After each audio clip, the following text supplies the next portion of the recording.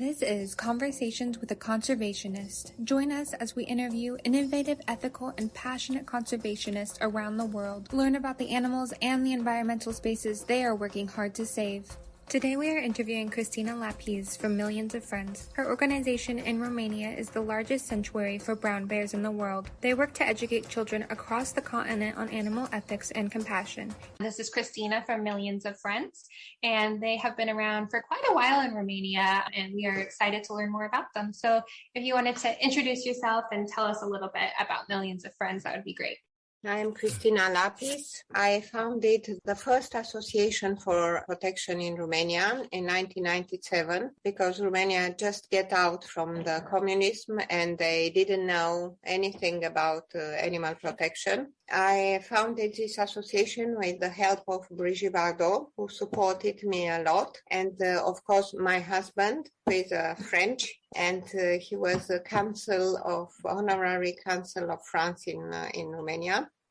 And in 2005, I was contacted by World Animal Protection from London, who told me about the situation of the captive bears in Romania, because a lot of tourists who were coming to ski in Romania, when they returned to England or around the world, they wrote to Animal Protection the word how are mistreated the bears in Romania. It's true that when I saw the first time the cage with the bears, the dirty cage without food and the situation they were, I cried there. I swore that I shall do something with my husband to release them from there.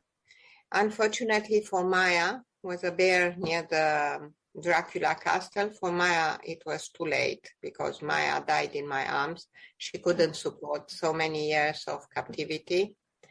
And to her, I promised that I shall build a place for captive bears so that no one other bear will die in this condition. Now, my only happiness is that I think that when Maya looked to us from upstairs, from the start, she sees that I respected my promise. 114 bears are free. They have the second chance to be among the other bears and to live the part of the life which was stolen by the human beings. So I didn't want to open the sanctuary to the public, but after I realized that only by example we can change the mentality of human beings. So I wanted to show to them all these bears who were mistreated for 20, 25, 30 years, who lived in a cage. We have just the cage where a bear lived and he never touched the ground. He was only on the bars for 12 years. Oh, goodness. In summer, in winter. She still has on the paws the trace of under 30 degree and after plus 30 degree.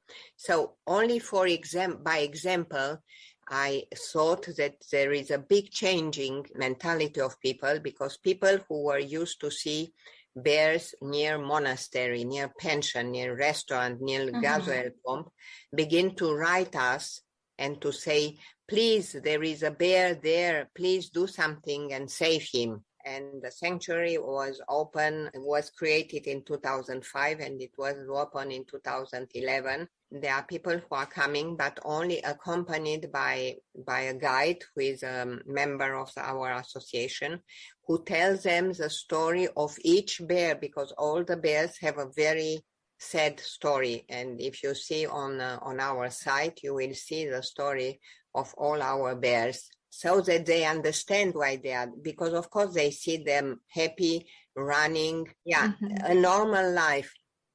And we have a lot of groups of education of children who are coming, and we tell them how the bears arrived there and why we speak about wild animals, to not be kept in cages, in parks. For example, I have a bear that we saved from a circus.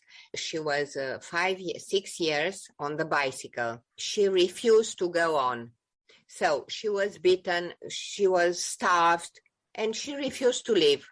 Perhaps she thought, better I die than to continue this life. And we went to the circus, and the director accepted to give us this bear. But also when she arrived to us, we could see paws, the back paws are damaged because of the bicycle. It's not natural for a bear to go on bicycle. It's natural to see him climbing. It's not any education to bring a child to the circus. He will see things that they are not natural for the animals. A boy asked me what's happened, because you can see her when she is running, that she has a problem. And I said she is in this situation because she was obliged to go on bicycle. And the boy laughed and said, oh, a bear on bicycle. And I said, don't laugh, look to her. The little girls begin to cry and they begin to realize that it's not normal, and they said, I shall never go anymore to the circus. And also for animals in cage, in zoo, to stay on the concrete, they look for a little bit of grass. We have animals who arrived after 20 years, they stayed on the concrete. They are afraid to put the leg on the grass. They took the leg because they don't know what does it mean, the grass. The liberty is a gift that we receive, all of us, when we are born, in equal animals and human beings. And we have no right to take this from the animals. The work you guys are doing is amazing. And I really do think you honored that first bear. As far as the education programs, have you guys been successful in getting into more schools? Because that's a big thing that we support as well, is educating the youth. They're going to be the ones in the future that will teach this stuff and protect these animals. After 25 years acting on the field, I realized that what I'm doing is just a drop, because it's never ending if we don't educate the people. Nelson Mandela said that the education is the most powerful weapon to change the world in all issues, social, political, saving the planet. If we don't educate the young generation, this will continue until we shall destroy ourselves, our planet. So I asked the European Commission to help me to make this program of education. Of course, I didn't expect any money, and we didn't receive any money, because everybody is speaking about education, but nobody is ready to give money for education. So we made this book, which was presented to the European Commission. And at the beginning, it was difficult, but with the letters that we received for the European Commission, which encouraged us to do it in the school, we had the permit to do it in the school. And we have a little book which is called Plastic Soup. I love that you guys want to save it all. You want to save all the animals, all the natural spots in the world. You guys have such a big heart and such an amazing passion.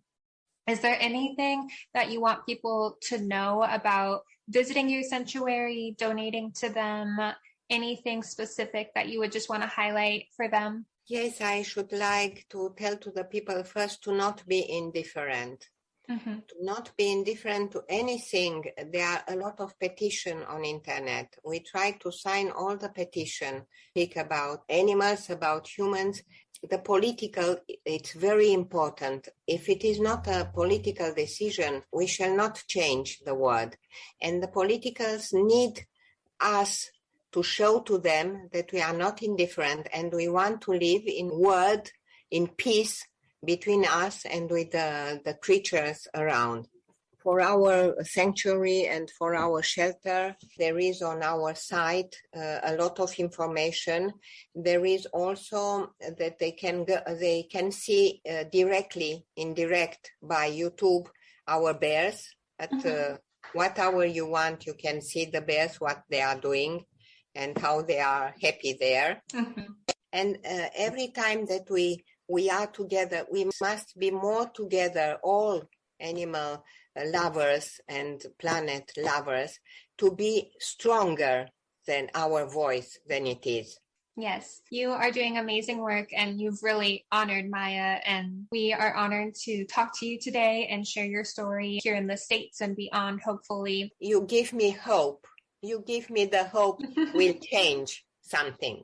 Well, thank you so much, Cristina. Thank you for your passion and just for your amazing work with all these animals. Thank you to you.